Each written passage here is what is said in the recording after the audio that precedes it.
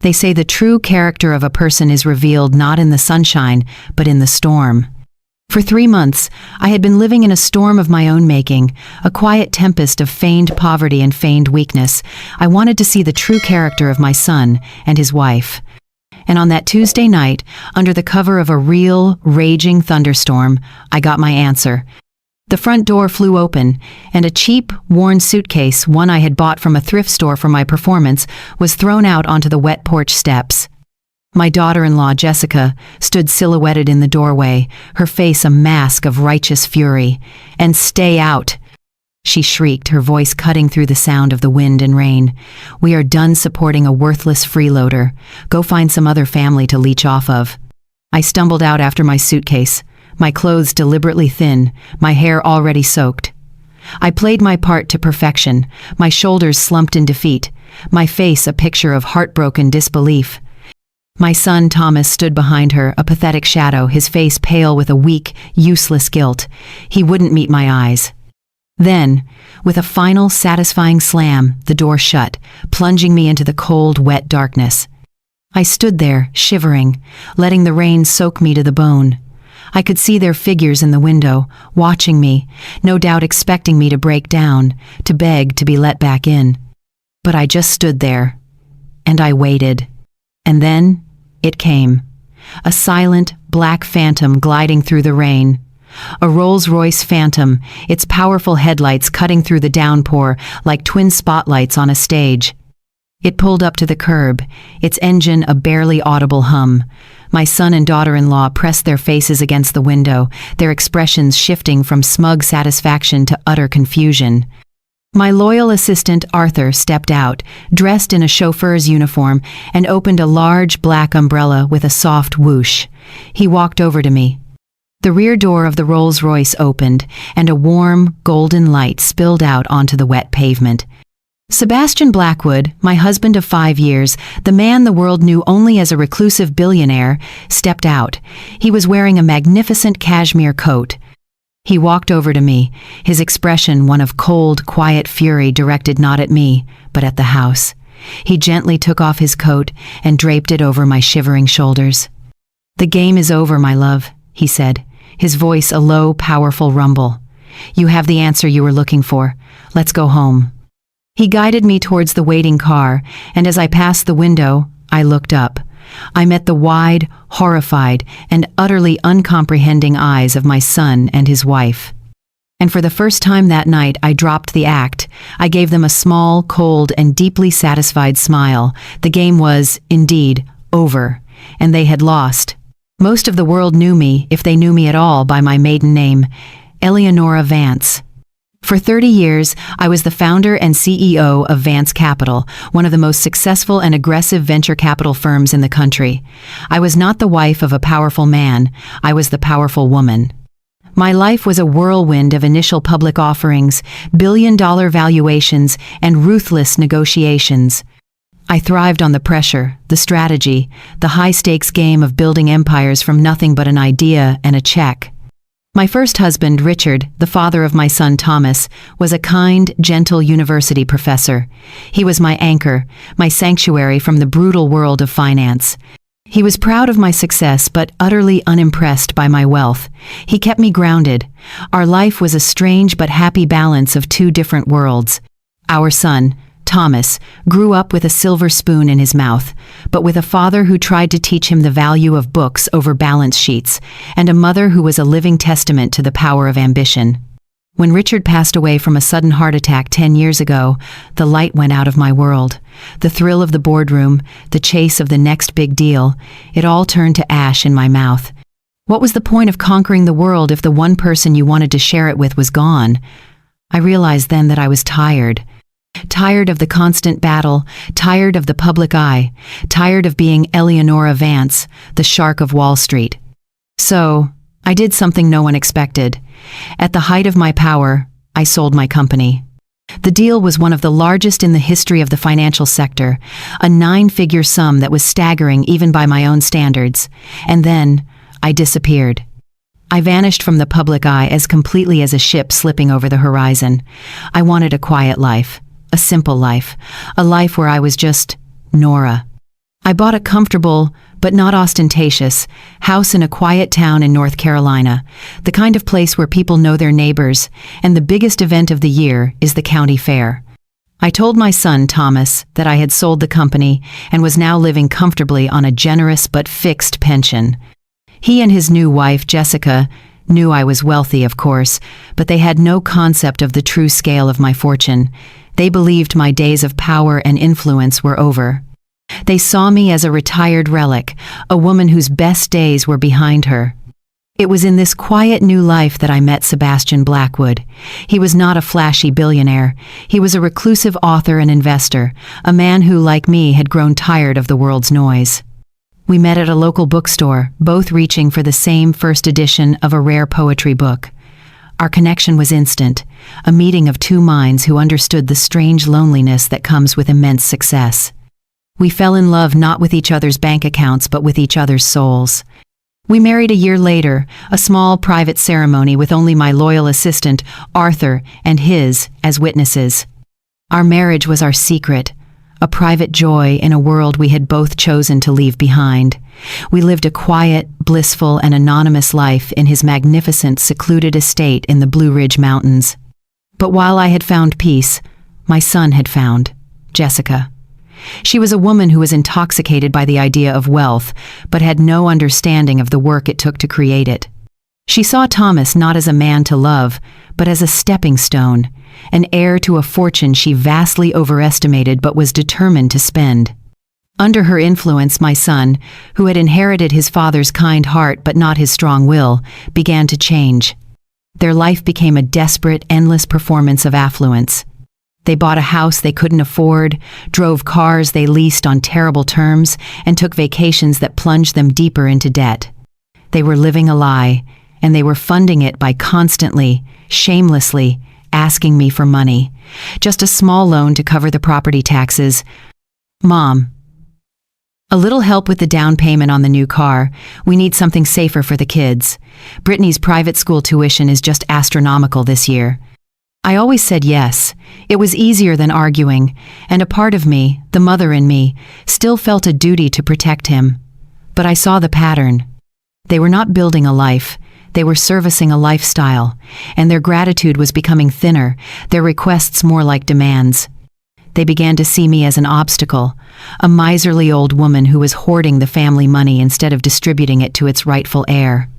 The final, terrible test began with a phone call. It was Thomas, his voice a mask of panicked concern. Mom, Jessica and I, we're in real trouble. A bad investment. We might lose the house. We need your help. We need you to sell your house and let us use the equity. And maybe you could come live with us for a while to help with the kids. It would just be until we get back on our feet.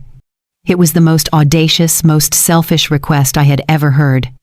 He was asking me to liquidate my last remaining major asset and become their unpaid nanny and housekeeper to fund his wife's reckless spending.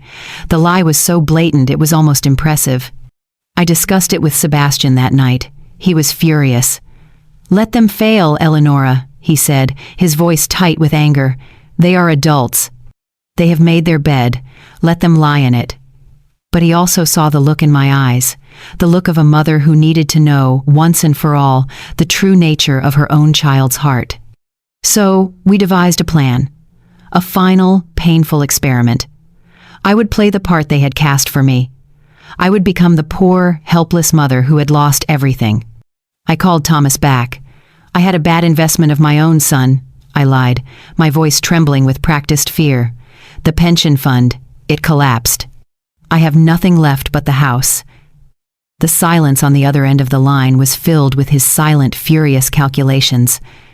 Then, his voice returned, now dripping with a false, saccharine sympathy. Oh, Mom, that's terrible. Don't you worry. Of course, you can come live with us. We're family. We'll take care of you. The trap was set. I packed a single thrift store suitcase, put on my simplest clothes, and had Arthur drive me to their doorstep in a modest sedan. I was leaving my kingdom to enter their cage, all to find the answer to one final, heartbreaking question. Did my son love me, or did he just love what was left of my money? The phone call that changed everything came on a Tuesday afternoon. I was in the greenhouse with Sebastian, tending to my collection of rare orchids, my hands covered in rich, dark soil. It was a peaceful, beautiful day, and then the phone rang, and the peace shattered. It was Thomas, and the sound of his voice was wrong.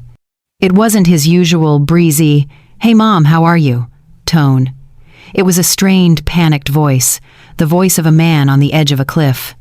"Mom," he began, his voice cracking slightly, "we're in trouble, real trouble." I felt a familiar maternal instinct kick in, a surge of adrenaline and a desire to protect. "What is it, Thomas? What's wrong?" He launched into a long, convoluted story. It was a masterpiece of half-truths and dramatic exaggerations. He spoke of a once-in-a-lifetime real estate investment that had gone sour, a trusted business partner who had vanished, and a mountain of debt that was threatening to crush them. He painted a picture of himself and Jessica as innocent victims of a cruel, unpredictable market. He did not, of course, mention the new Mercedes in their driveway or the extravagant ski trip to Aspen they had just returned from. In his version of the story, he was a hard-working man betrayed by fate, not a foolish man bankrupted by his own wife's desires. "We might lose the house, Mom," he said, his voice dropping to a dramatic, choked whisper. "The bank is calling. The creditors. They're like vultures. I don't know what to do. I've failed my family." It was a brilliant performance. He was appealing to my deepest instincts, my love for him, my pride in our family's stability, and my fear of seeing him suffer the way I had in my own early years.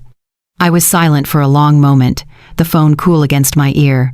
A year ago, I would have believed him without question. I would have immediately opened my checkbook and made the problem disappear. But now, after months of their escalating demands and thinning gratitude, I heard the lie underneath the performance. I heard the careful, rehearsed desperation. This wasn't a cry for help, it was a business pitch. But I played my part. "Oh, Thomas," I said, my voice full of a mother's worry. "That's terrible. What can I do? How can I help?" This was the opening he was waiting for. "Well," he said, his voice hesitant, as if the idea were just occurring to him. "Jessica and I were talking, and we know it's a huge thing to ask. But your house, Mom, it's paid off. There's so much equity in it. If you were to sell it, we could use the money to pay off the debts and get back on our feet. It would save us." He was asking me to liquidate my home, my sanctuary, the last physical tie I had to his father, to solve a problem of their own making. And then he delivered the final, most manipulative part of the pitch. "And of course," he added, his voice now dripping with a false saccharine sympathy, "you could come live with us. For a while, just until we get everything sorted out. It would be a great help, actually. You could be with the grandkids.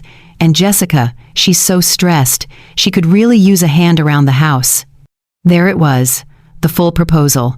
He wanted me to sell my home, give them the money, and then move in with them to become their unpaid nanny, cook, and housekeeper. It was the most audacious, most shamelessly selfish request I had ever heard in my entire life. It was a request that could only come from a person who no longer saw me as a mother, but as a resource to be exploited. I felt a profound, soul-deep sadness wash over me. The son I had raised, the kind, thoughtful boy, was gone. In his place was this stranger, this clumsy con artist, trying to manipulate his own mother. Let me think about it, Thomas," I said, my voice weak. "I need some time." I hung up the phone, my hand trembling. I told Sebastian everything that night, as we sat by the fire in our library. He listened, his face growing darker with every word.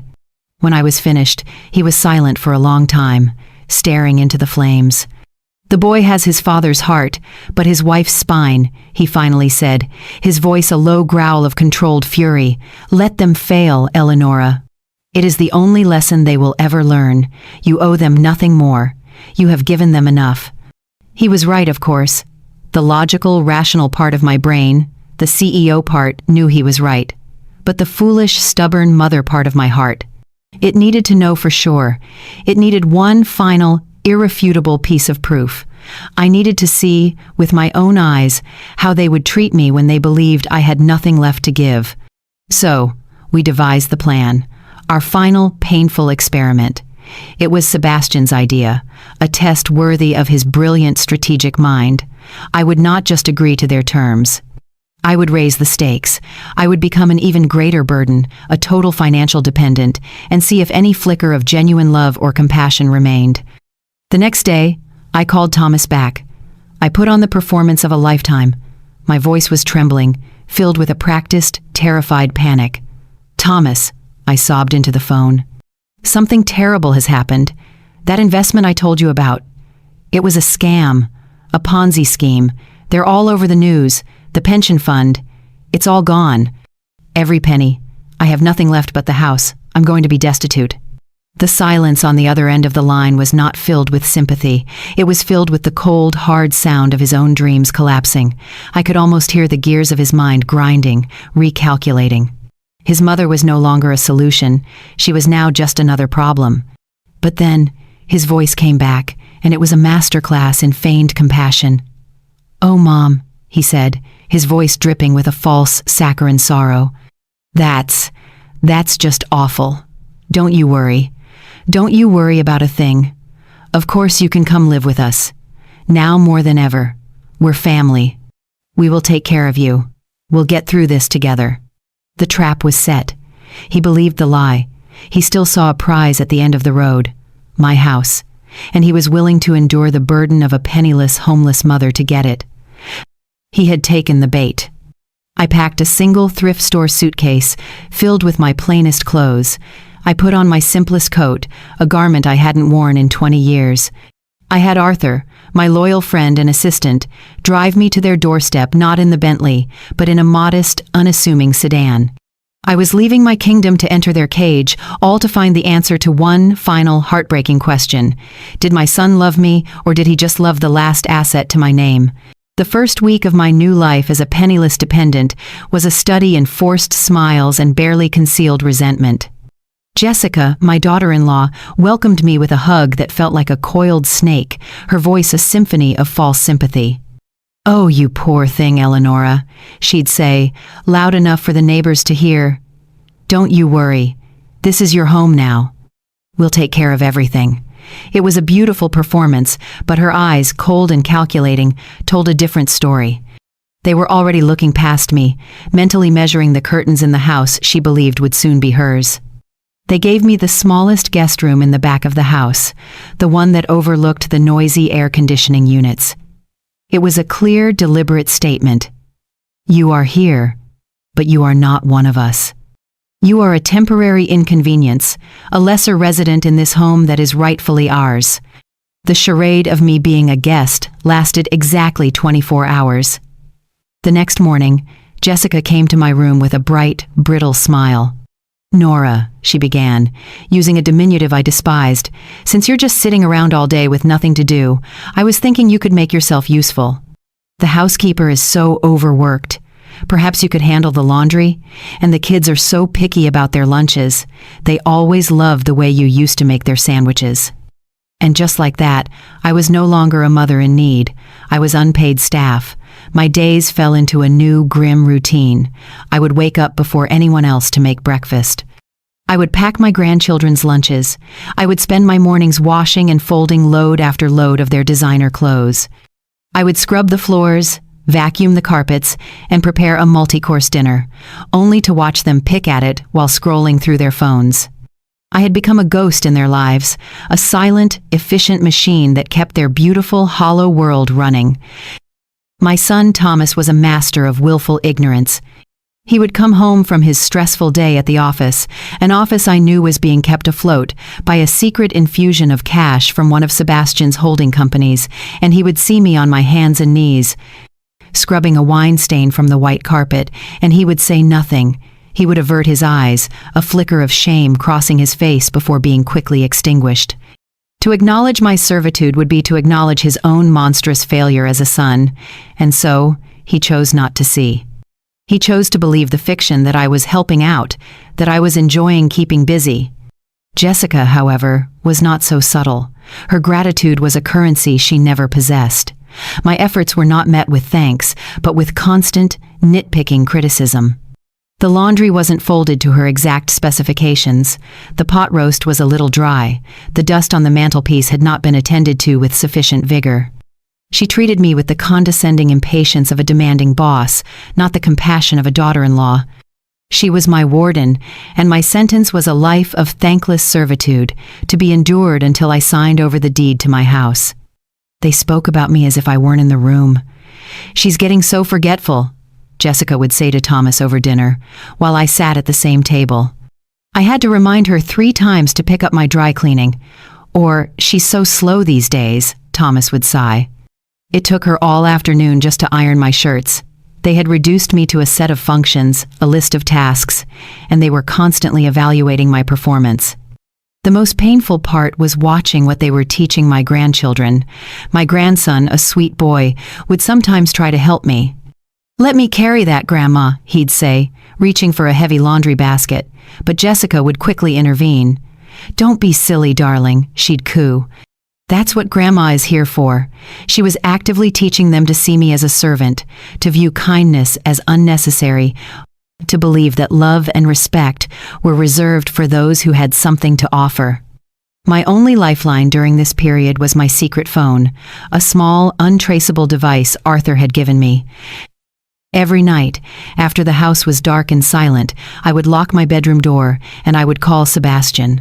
I would recount the day's humiliations, my voice a flat, dead monotone. He would listen, his own voice a low, rumbling growl of controlled fury. "How much longer, Eleonora?" he'd ask. "How much more of this can you take? Just give the word and I will end this farce tonight." "Not yet," I would always reply. "The test is not complete. I need the final piece of evidence. I need to hear them say it." I was waiting for the moment when their greed would finally overpower their thin veneer of civility. I was waiting for the demand, and I knew it was coming. The moment arrived 3 months into my self-imposed exile. It was a Saturday. Jessica had been in a foul mood all day. A friend of hers had just bought a larger house in a more exclusive neighborhood, and Jessica's envy was a toxic cloud that filled the entire house.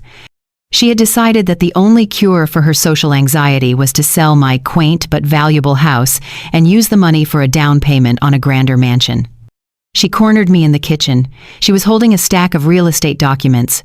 "Eleonora," she said, her voice devoid of any warmth, "we need to talk. Thomas and I have been more than patient. We took you in when you had nothing. We have fed you, housed you. We have done our duty. Now, it's time for you to do yours. I have the papers here for you to sign over the house. A realtor is coming on Monday." It was the cold, transactional nature of her demand that finally broke through my practiced calm. "This house was your husband's home," I said, my voice quiet. "It is his memory. It is not for sale." Her face twisted into a mask of pure, ugly rage. "Memory," she sneered. "We can't live on memories. We need capital. You are being selfish. After everything we've done for you, you owe us this." The final, devastating confrontation was about to begin. The rot, which had been festering beneath the surface for months, was finally breaking through into the light. The word "owe" hung in the air between us in the sterile, white kitchen. It was a word of profound, breathtaking arrogance. She believed that her act of providing the most basic, grudging shelter to my son's mother had created a debt, and that the deed to my home was the only acceptable form of payment. The mask of the polite, long-suffering daughter-in-law had finally dropped, revealing the ugly, rapacious greed beneath. "You owe us this," she repeated, her voice rising, her eyes hard and cold as pebbles. "I will not have my children's future compromised because you are clinging to some sentimental old piece of real estate. You will sign the papers." For 3 months, I had been a ghost in their home. I had cooked, I had cleaned, I had endured their casual cruelty and their dismissive comments in a state of quiet, observational detachment. But this was different. This was not a slight. This was a demand. This was not disrespect. It was extortion. And something inside me, the part of me that was not a mother but a queen, the part of me that had brought corporate raiders to their knees, finally stirred from its long slumber.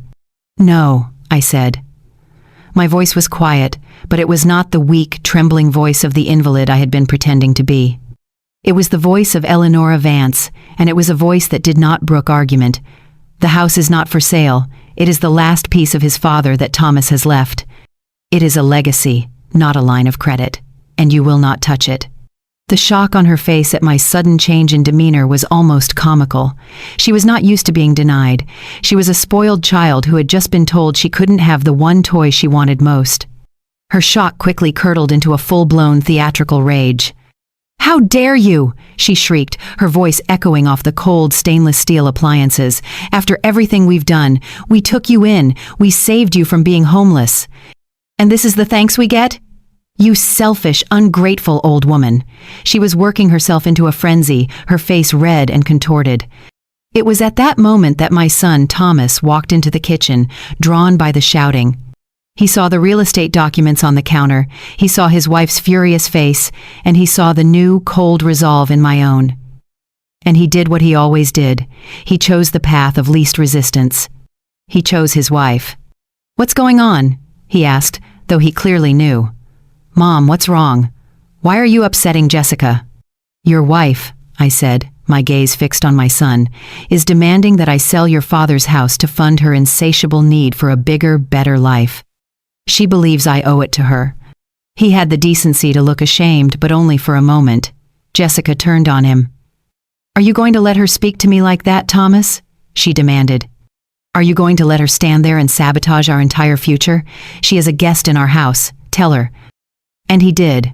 My son, the man I had given life to, the boy whose scraped knees I had kissed better, looked at me, his eyes filled with a miserable, cowardly guilt. "Mom," he began, his voice weak. "Jessica is right. We have been very generous to you. And the house, it's just sitting there, empty. It makes financial sense. It's the logical thing to do, for the good of the family." "The good of the family," I repeated, the phrase now a bitter, meaningless mantra. "The family. You mean the two of you. Your desires. Your ambitions." I looked at him, my heart finally irrevocably breaking. It wasn't Jessica's cruelty that was the final straw. It was his weakness, his willing complicity in his own mother's degradation. He had a choice, a clear choice between his father's legacy and his wife's greed, and he had chosen the latter without a moment's real hesitation. My performance was over, my test was complete, and the results were more damning than I could have ever imagined. I had my proof. Now, all that was left was to bring the curtain down on this tragic, pathetic play. "I will not sign the papers," I said, my voice as final as a judge's gavel. That was when Jessica completely lost control. The civilized mask of the society wife melted away, revealing the screaming, entitled toddler beneath. "Fine," she shrieked, her face a mask of pure, ugly fury. "Then get out. If you won't contribute, you can't stay. Get out of my house. Now!" She stormed out of the kitchen and up the stairs. A moment later, I heard a banging and crashing from my small guest room. She reappeared, dragging my cheap thrift store suitcase behind her. She had just thrown my few simple belongings into it. She dragged it to the front door and threw it out onto the porch, into the pouring rain. A few of my sweaters spilled out onto the wet, dark wood. Thomas just stood there, paralyzed, watching his wife throw his own mother out of the house. He did nothing. He said nothing. His silence was the loudest and most damning confession of all. Jessica came back and stood in front of me, her chest heaving. "I want you out of here in 5 minutes," she hissed, her face inches from mine. "You are no longer welcome here. You are a worthless, ungrateful freeloader." And there it was, the final, magic words. The ones I had been waiting to hear, the final, irrefutable piece of evidence, the key that would unlock my own freedom and their destruction. I looked at her, at my son, and at the ruin of the family I had once loved, and I felt nothing. Just a profound, liberating emptiness. "As you wish," I said softly. I turned and walked, with a steady, dignified pace, out of the kitchen and towards the front door, towards the rain, towards the final act of my long and painful performance. My new life in the wheelchair was a masterclass in observation. It's a curious thing, perceived weakness. It doesn't earn you sympathy. It grants you invisibility.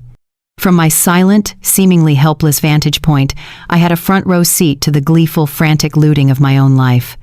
My family, believing my mind to be as frail as my body, dropped all pretense of respect.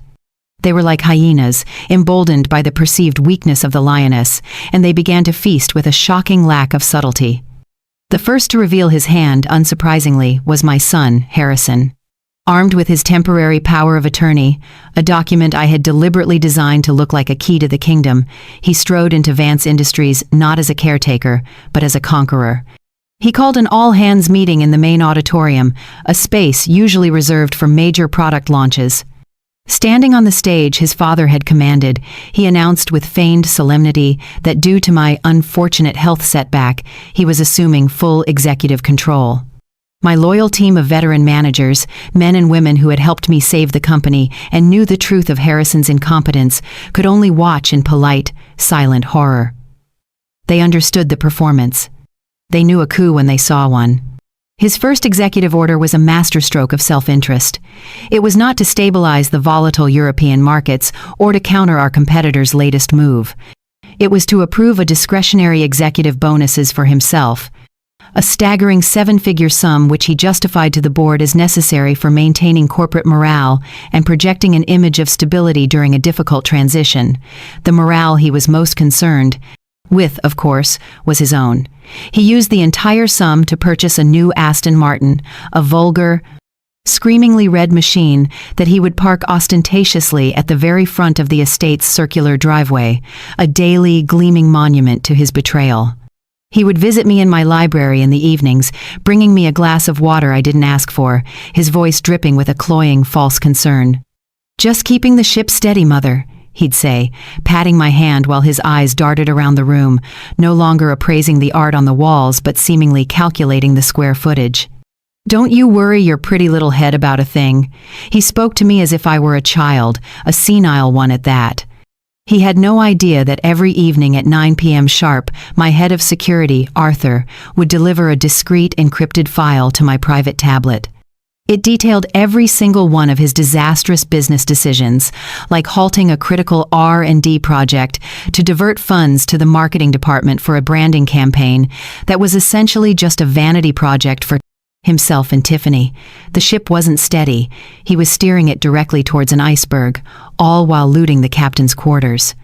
Tiffany, meanwhile, embarked on a campaign of domestic conquest.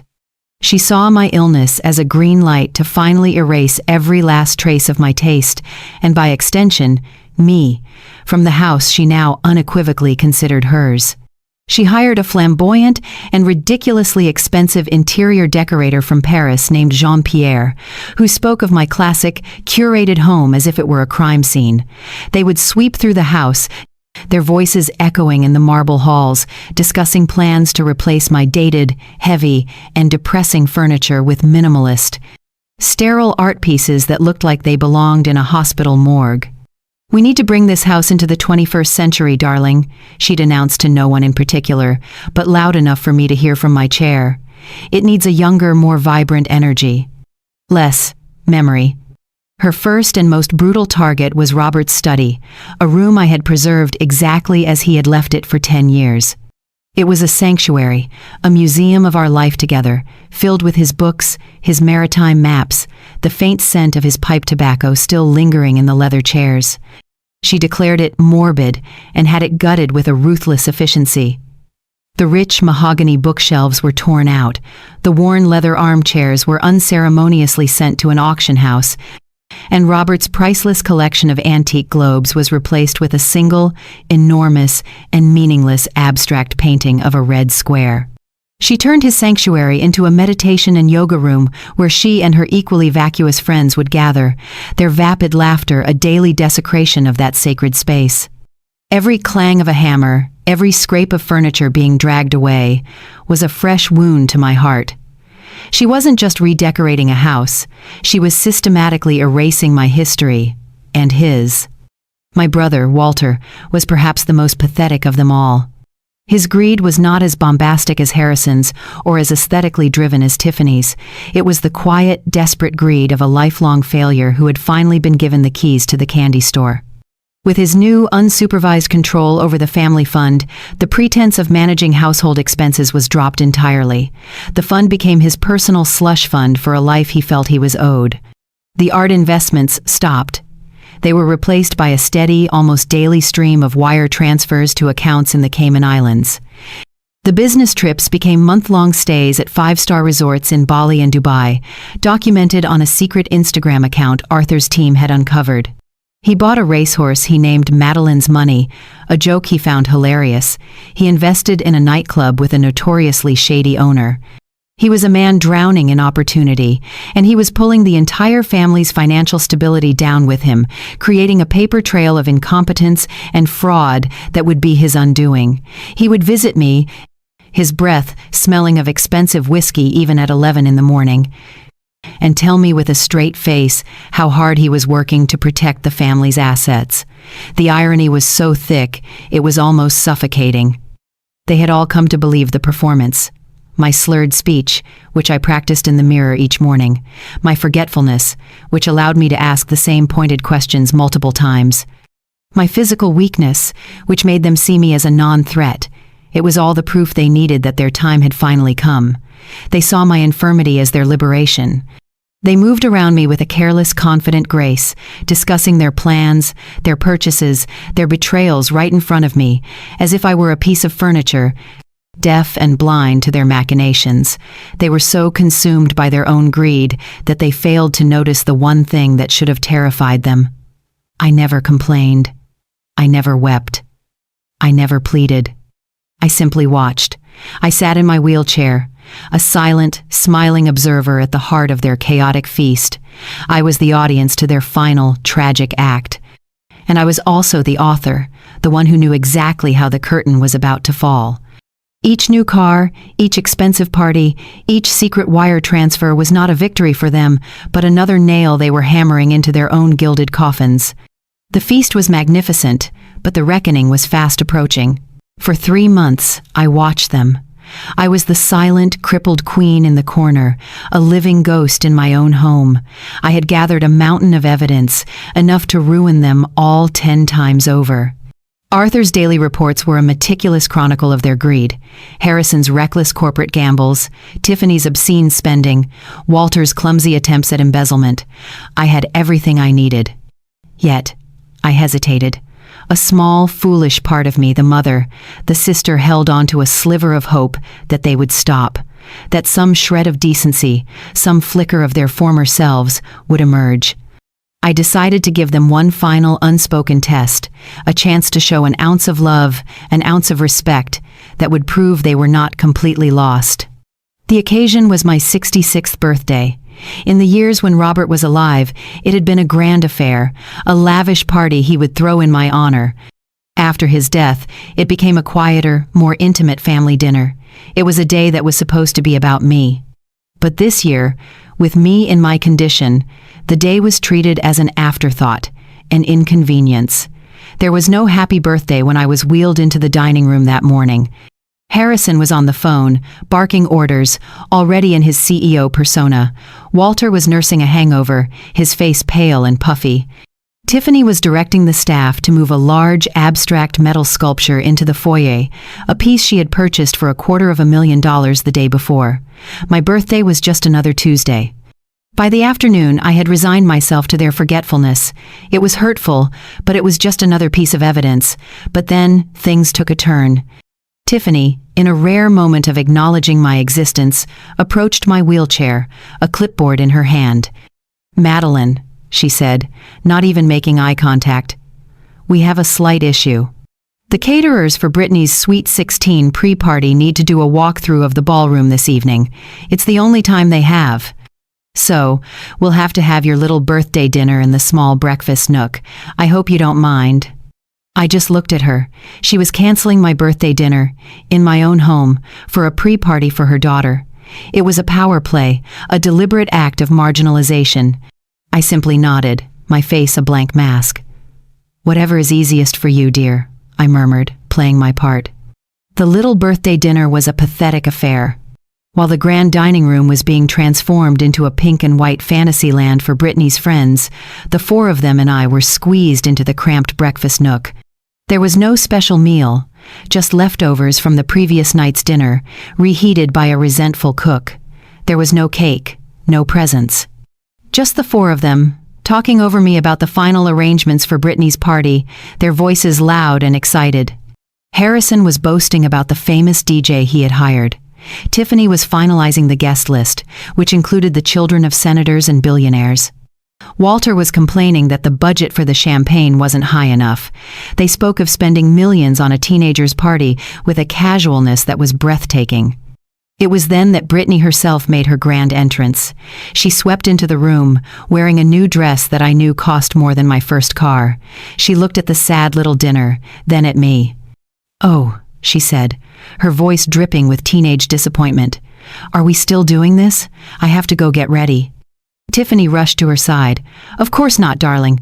Go on. Your friends will be here soon." As Brittany turned to leave, she paused and looked at me, a cruel, calculated smirk on her face. "Happy birthday, Grandmère," she said.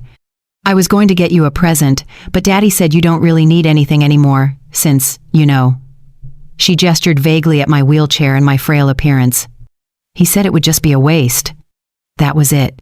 That was the sound of the final thread snapping. The casual, thoughtless cruelty. The dismissal of my very existence as a waste. It was the culmination of every selfish act, every disrespectful word, every forgotten anniversary over the past 3 months. The hope I had been foolishly clinging to died in that small, cramped room. I looked at my son, Harrison. He wouldn't meet my eyes. He just stared down at his plate, a coward to the very end. I looked at my brother, Walter, who was busy trying to pour himself another glass of wine, and I looked at Tiffany, who was beaming at her daughter with pride. And then I spoke. My voice was quiet, but it cut through their chatter like a shard of ice. "Harrison," I said. He looked up, startled that I had spoken. "Yes, Mother?" "You know," I began, my voice taking on a thoughtful, slightly confused tone, part of the act. "My mind has been so foggy lately. I was just thinking about this beautiful house. Such a large mortgage payment every month. It must be a terrible burden on you, son, now that you're in charge of all the finances." I let the question hang in the air. A smug, superior look crossed his face. He saw an opportunity to finally assert his dominance. "Don't you worry, Mother," he said patronizingly. "I have it all under control. The payment is automatic. The bank takes care of everything. It's the cost of living the life we deserve." "Ah," I said, nodding slowly. "Automatic. Of course." Then I turned my gaze to Tiffany. "And all of these lovely renovations, my dear. The bills must be astronomical." Tiffany preened. "Quality has a price, Madeline. One must invest in one's environment." I looked at each of them, one by one. They were so confident, so secure in their gilded cage. They had no idea they were speaking to their jailer. "I see," I said softly. I placed my napkin on the table.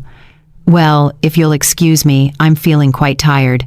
I think I'll retire for the evening." I wheeled myself out of the room, leaving them to their party planning. As I went down the hall, I could hear their laughter start up again, relieved to have the old, boring invalid out of the way. They didn't see the smile on my face as I entered the elevator. It was the smile of a woman who had just received the final piece of confirmation she needed. The test was complete. And they had all failed spectacularly. My promise to Robert was not just broken, it was null and void. My only duty now was to his legacy. And to do that, I had to burn the corruption out of his house, starting with his own family. The moment the elevator doors closed, sealing me in the silent, polished cage of brass and wood, the performance ended. The slump in my shoulders straightened. The vacant look in my eyes sharpened into a diamond-hard focus. The mask of the frail invalid fell away, and the true Madeleine Dubois, the woman who had clawed her way to the top of a ruthless world, took control. My family had mistaken my patience for senility. They were about to receive a very expensive education. I did not go to my bedroom. I went directly to my private study, the one room in the house Tiffany had been too intimidated to touch. It was my sanctuary, my war room, secured by a biometric lock that only I could open. Inside, I moved not like a woman who needed a wheelchair, but with a brisk, energetic purpose. I walked over to the large mahogany desk, my heels clicking decisively on the hardwood floor. I sat down in my leather chair, the one that had cradled Robert's dreams and my own quiet grief for a decade, and I powered on my secure laptop. My fingers, which had feigned the slow, clumsy movements of an old woman for months, now flew across the keyboard with a speed and precision that would have shocked my son.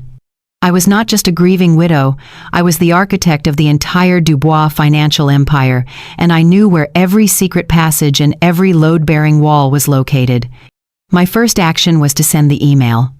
It was a simple, pre-written message addressed to my old friend, the president of the bank. The subject line was, "Initiate Protocol Nightingale." The body of the email contained only a single line, "The songbirds have forgotten how to sing." It was our code. A signal that the game was afoot. Within minutes, I received a one-word reply, "Acknowledged." The first and most critical domino had been pushed. The automatic payment for the estate's mortgage, scheduled for the first of the month, would not be made. A 30-day countdown to foreclosure had begun. My second action was a series of swift, surgical strikes into the heart of their financial lives. I logged into the master account for the family's credit lines. Tiffany's black card, which she used with the reckless abandon of a queen, had its limit slashed from unlimited to a stark, simple $1. Harrison's corporate expense account was frozen, pending a full audit for financial irregularities. The fleet of luxury cars, the red Aston Martin, Tiffany's Range Rover, Brittany's ridiculous custom-painted Porsche were all leased through a holding company I controlled. I sent a single authorized command to the leasing firm. Immediate repossession due to breach of contract. Sometime in the pre-dawn hours, a series of tow trucks would quietly descend upon the estate and remove their precious toys. My third, and perhaps most satisfying, action was aimed at my brother, Walter. I accessed the Dubois family fund he so proudly managed. In less than 5 minutes, I rerouted the entirety of its remaining multi-million-dollar balance to a secure offshore trust, leaving behind a balance of exactly zero. Then, I forwarded the entire transaction history of his tenure, every wire transfer to the Caymans, every gambling debt paid, every undocumented expense to a private folder, ready to be deployed at the opportune moment. I had not just taken his candy store away. I had a detailed record of every single piece he had stolen. Finally, I addressed the infrastructure of their pampered lives, the staff. I called my loyal housekeeper, Maria, to my study. She looked at me, standing tall and strong, and her eyes filled with tears of relief. "You're back, Mrs. Dubois," she whispered. "I knew you would be." I gave her a small, rare smile. "I never left, Maria," I said. I instructed her to give the entire household staff, the chefs, the maids, the gardeners, the stable hands a full year's salary as a severance bonus, effective immediately. Their employment was terminated as of the next morning. They were to leave the estate by noon. They were good people, caught in the crossfire of my family's arrogance, and they deserved to be rewarded for their loyalty. By the time I finished, it was nearly 3 a.m. The house was silent. Below me, my family slept soundly in their beds, their dreams no doubt filled with new ways to spend my money, blissfully unaware that their world had already ended. They just hadn't heard the news yet. I had dismantled their entire support system, cut off their financial oxygen, and started the clock on their eviction, all from the quiet of my study, with a few keystrokes and one phone call. I walked out onto the balcony of my study, overlooking the vast, dark expanse of my estate. The rain had stopped, and the air was clean and cold. I looked down at the sprawling mansion, a monument to a promise I had kept for too long. For 10 years, I had been the silent, benevolent goddess of this place. But my children had mistaken my divinity for a utility. They had forgotten that the same hand that gives can also, with equal ease, take away. The feast was over. The famine was about to begin. The first sign that the world had tilted on its axis came the next morning, around 10. I was in my library, sipping my tea, which I had made myself for the first time in years, when I heard the shriek. It was a sound of pure, unadulterated outrage, the kind of sound one makes when a grave injustice has been committed. It was Tiffany. I wheeled myself out to the grand hallway to observe. She was standing by the front door in a silk dressing gown, her face a mask of fury, staring at the empty driveway. "It's gone," she screamed, her voice echoing off the marble. "My Range Rover! It's gone! Someone has stolen my car!" Harrison came running down the stairs, still in his pajamas. He looked out, his own face turning pale. "My Aston Martin, it's gone too, and Brittany's Porsche, we've been robbed. Call the police, call the security." I just watched them, my face a carefully composed mask of mild confusion. Walter stumbled out of his cottage, drawn by the commotion. He saw the empty car spaces and his jaw dropped. "My God," he stammered. "A targeted heist. They must be professionals." The head of the estate's gate security, a man who reported only to me, came in. "There was no breach, sir," he said calmly to Harrison. The vehicles were removed by a licensed repossession company at approximately 4 a.m. this morning. They had all the official paperwork. Harrison stared at him, dumbfounded. "Repossessed? That's impossible. They're paid for. It must be a mistake, a clerical error. I'll sort this out." He stomped off to his study, fuming with the indignation of a man whose immense importance had been momentarily questioned. The idea that he was responsible for a missed payment was so alien to his reality, it simply didn't compute. The second wave of chaos hit an hour later. Tiffany, still reeling from the loss of her car, decided that a bit of Wurtail therapy was in order. She had her personal shopper at Bergdorf's on the line, arranging for a new collection of handbags to be couriered to the estate. I listened from my study as the call progressed. "Yes, the emerald green one. And the crocodile leather tote. Just put it all on my black card, darling," she cooed into the phone. There was a pause. Her voice changed. "What do you mean, declined?" she asked, her voice rising in pitch. "That's not possible. Try it again. It's an unlimited card." Another pause. "What do you mean, the account has a $1 limit? That's absurd. Let me speak to your manager." She slammed the phone down with a frustrated scream. The first crack had appeared in her perfect, frictionless world. Meanwhile, the silence in the house was becoming noticeable. There was no scent of coffee brewing, no sound of vacuums humming, no sight of gardeners tending the roses. The staff was gone. Brittany was the first to complain. "Grandmère," she whined, poking her head into my library. "Where is Chef Antoine?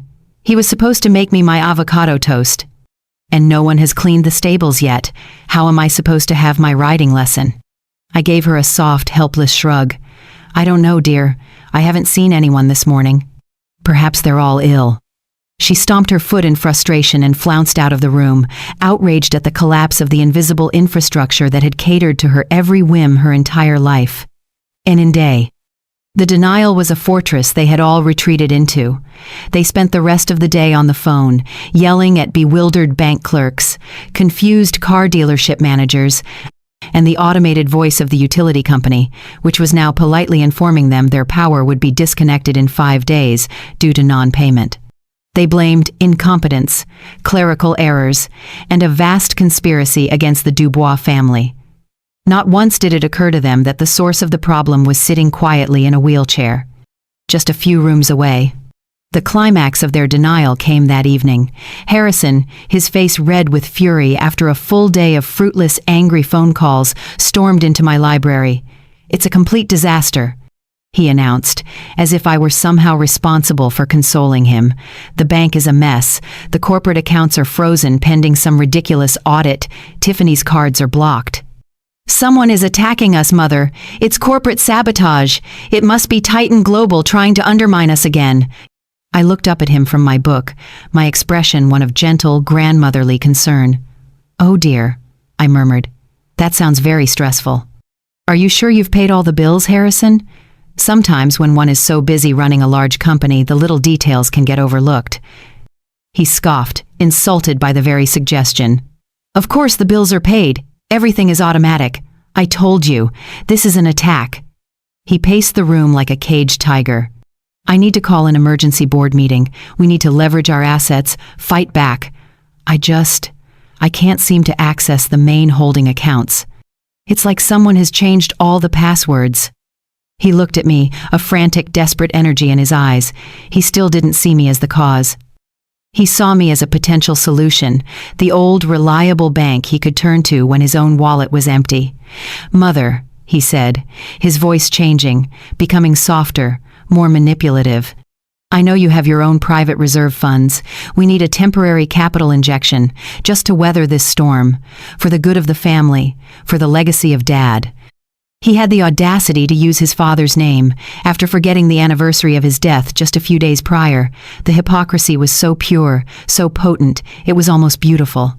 I looked at my son, my broken, entitled, completely clueless son, and I knew the time for silent observation was over. The time for the final lesson had arrived. "Of course, dear," I said, my voice as soft as silk. "We must protect your father's legacy. Why don't you gather everyone in the dining room?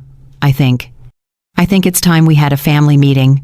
They gathered in the grand dining room, the scene of my humiliation just a few nights before. They looked like shipwreck survivors, haggard and disheveled from a day spent battling the bewildering collapse of their world. Harrison was pacing, still muttering about corporate sabotage. Tiffany was slumped in a chair, looking utterly betrayed by the universe for the indignity of having to make her own coffee that morning. Walter was visibly trembling, no doubt contemplating the impending discovery of his embezzled funds. Even Brittany was there, looking sullen and annoyed, having been forced to cancel her pre-party due to unforeseen logistical failures. They all looked at me, their eyes filled with a desperate, greedy anticipation. They saw me as their savior, the deus ex machina who would descend in her wheelchair to restore their world to its proper order. I had my nurse wheel me to the head of the table, to my rightful place. I let the silence stretch, forcing them to look at me, to truly see me for the first time in months. "Thank you all for coming," I began, my voice still soft, but with a new clarity that made Harrison stop his pacing. "My son tells me the family is facing a storm." Harrison seized the opportunity. "It's a full-blown assault, Mother," he declared, his voice full of self-important drama.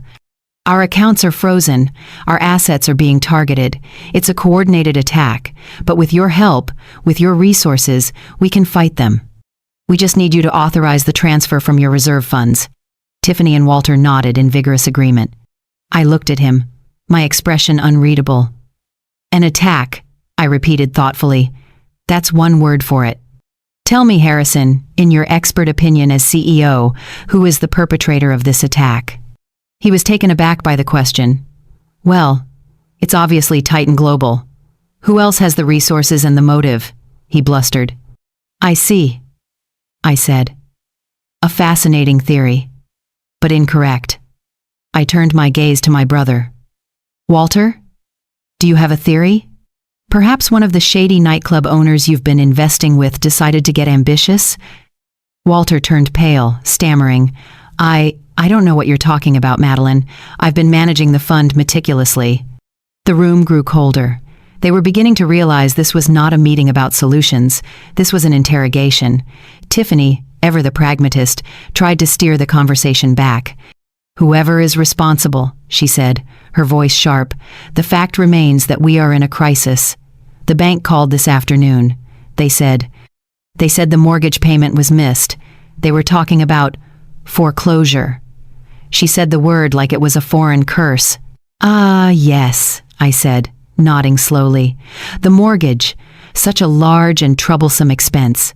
And Harrison was so certain it was all automatic." I let my eyes drift to each of their faces. "But you see, there's a problem with automatic systems. They require a power source. And for the last 10 years, the power source for this family, for this house, for your entire existence, has been me." The air left the room. Harrison stared at me, his mouth opening and closing silently. What are you talking about?" he finally managed to say. It was at that moment that the double doors to the dining room opened. 2 men in dark, conservative suits walked in. One was my personal lawyer, Jonathan. The other was a senior vice president from the bank. He was holding a thick, official-looking document. They walked to the table and stood silently behind my chair. Jonathan cleared his throat. "If I may," he said, his voice the epitome of legal authority. "We are here to serve official notice. As of the 1st of this month, the monthly payment on the mortgage for this property, a property held under the private trust of Mrs. Madeleine Dubois, was intentionally withheld at her direct instruction." Tiffany let out a small, strangled gasp. "You?" she whispered, her eyes wide with disbelief, looking at me. "You stopped the payment?" The man from the bank stepped forward. "As the sole trustee and benefactor, Mrs. Dubois is within her legal rights to do so. This document," he said, placing the thick file on the table with a heavy thud, "is a notice of default. The trust has 30 days to either pay the outstanding balance in full or vacate the premises. The property will be seized and put up for auction." It was as if a bomb had gone off in the silent room. Harrison stumbled backwards, collapsing into a chair. "Vacate? Seize the property? This is our home," he yelled, his voice cracking. "Is it, Harrison?" I asked, my voice finally shedding all pretense of weakness, ringing with the cold, hard authority they hadn't heard in years. "Is it truly your home? Did you build it? Did you pay for it? Have you, in the last decade, contributed a single dollar to the immense cost of its upkeep?" He just stared at me, speechless. The entire family was frozen, their faces a gallery of horror and dawning comprehension. The world they had known, the foundation of their entire identity, had just been revealed to be a stage, a set that could be dismantled at any moment. And the quiet, frail old woman in the wheelchair was not a fellow actor. She was the director, the producer, and the owner of the theater, and she had just decided to end the show. The silence that followed the banker's words was a living thing. It was filled with the sound of shattered illusions and dawning horror. Harrison, my son, was the first to break it. He looked at me, his face pale and contorted with a mixture of fear and rage. "Why?" he stammered, his voice a pathetic whimper. "Why would you do this to us? We're your family." "Family," I repeated, the word tasting like ash in my mouth. "That's a word you've all been very fond of using lately. Usually right before you asked for something." I looked at him, my eyes as cold and hard as the diamonds on my fingers. "Let me tell you what family is not, Harrison. Family is not a blank check. Family is not a lifetime of servitude. And family is most certainly not the person you mock and humiliate at your dinner table." My words hung in the air, a direct reference to their crime. Tiffany flinched as if I had slapped her. We were just joking, Madeleine," she said, her voice trembling. "You're being too sensitive." "Sensitive?" I asked, a dangerous, humorless smile touching my lips. "Let me show you how sensitive I am." With a quiet whir, the footrests of my wheelchair retracted. I placed my hands on the armrests, and with a strength that made them all gasp, I pushed myself up. I stood. I stood tall and straight and strong, leaving the empty wheelchair behind me like a shed skin, a symbol of the weak woman I had pretended to be. The collective shock in the room was a palpable thing. Brittany let out a small scream. Walter knocked over his wineglass, the red liquid spreading across the white tablecloth like a pool of blood. "My stroke, as you can see, has had a miraculous recovery," I said, my voice resonating with a power they hadn't heard in a decade. I walked slowly, deliberately, around the table, a predator circling its trapped prey. I stopped behind Harrison's chair. "For 3 months, I gave you a test. I gave you the keys to the kingdom to see if you would become a king. Instead, you acted like a common thief. You awarded yourself bonuses for failure. You drove this family's name into the ground with your incompetence and your arrogance." I moved behind Walter. "And you, my dear brother," I said, my voice dropping to a confidential whisper that was somehow more terrifying than a shout. "I gave you my trust. A chance to rebuild your dignity, and you used it to fund a pathetic fantasy life of gambling and cheap thrills. Your meticulous management has been recorded, every single offshore transfer, every receiptless withdrawal. I believe the district attorney will find your accounting methods fascinating." Walter began to sweat profusely, his face turning a blotchy gray. I came to a stop in front of Tiffany. She shrank back in her chair, unable to meet my gaze. "And you, my dear daughter-in-law. You saw my home not as a family sanctuary, but as your personal stage. You desecrated my husband's memory with your shallow ambitions and your yoga mats. You saw me not as the matriarch of this family, but as a piece of old, dated furniture that needed to be replaced. I leaned in closer. You wanted a younger, more vibrant energy in this house.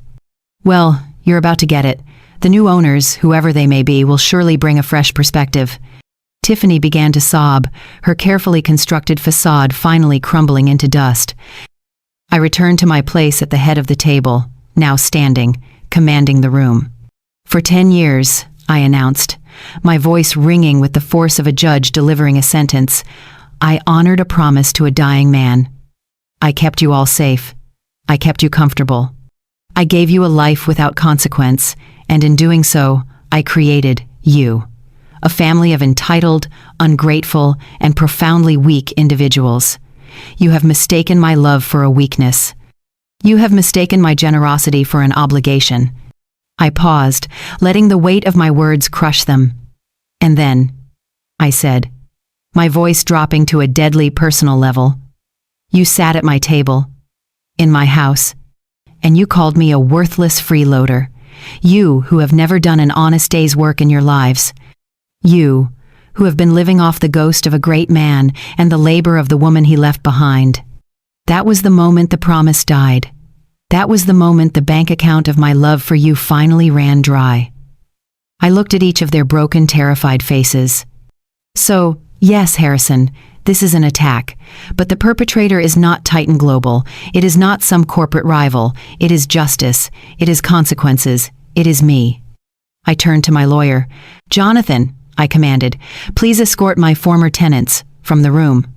I believe they have 30 days to find a new place to live. I looked at my family, my broken, worthless family. I suggest you start packing. The world is a much colder place when you don't have my money to keep you warm. Harrison finally broke. He lunged forward, falling to his knees, just as I knew he would. Mother, please, he cried, grabbing at the hem of my suit jacket. Don't do this, we're sorry, we'll do anything. I looked down at him, my face an impassive mask of stone.